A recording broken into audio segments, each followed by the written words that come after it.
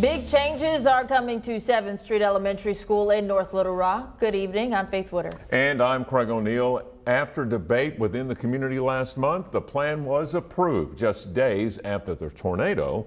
Well, tonight, TSV 11 Sarah Habakowitz sits down with parents and school leaders to explain what's next for those kids.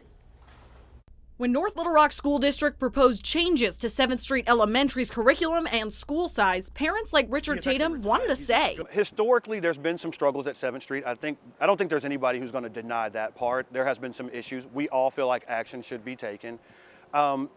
For us, it's about how the action is being taken and what action is being taken. The proposals include a whole new curriculum focused on themed learning, like animal science or design, on top of core curriculum, as well as expanding the school to include 6th through 8th grades and even requiring teachers to reapply to keep their positions. We need to take control and own our data. A change Superintendent Paluski said is needed to avoid state control of the failing school. Well, they've had 5 principals in the last 5 or 6 years, and it's our duty and responsibility as leaders to, step forward with a plan and say, here's what we're going to do to turn this school around. But not all parents agree with these measures. I'm concerned about the 6th through 8th grade because, again, these kids are at the age where the hormones start kicking in and the attitude starts flaring, and there can be discipline problems. And while the vote was delayed for parent comment, Tracy Steele, who represents the 7th Street area of the school board, says even with the tornado, they couldn't wait any longer. Sometimes you have to go ahead and make a decision and move forward.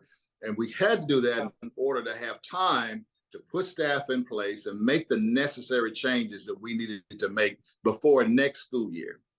The district hopes new curriculum attracts more students and creates a path forward from the classroom to Arkansas businesses. Learning, reading, writing, speaking, listening, math, science, but you're connecting that with a theme that is grounded with industry partners, business partners, and higher education institutions.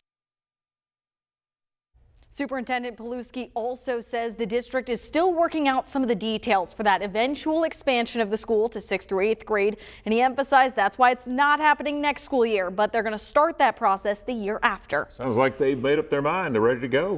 Well, there's still a lot of changes that could happen, Craig. Well, and that brings up, is it too late for parents to have some input on this? Right. They're still talking about which theme they're going to do for that themed learning plan. They have a lot of details they're still working out with the community. So they actually created a community board, and parents can still join that. They just have to reach out to the school. I got you. Now the teachers, they're going to need to reapply. Are they at risk of being unemployed after the next year or year or two? I mean, that's a scary thing for some teachers. They've worked there for a long time. Maybe now they need to reapply to a job they've had. Right. The superintendent says he's doing that to make sure a school with high turnover keeps a lot of teachers around, but teachers will still have a job within the district even if they don't get necessarily the same job that they've had.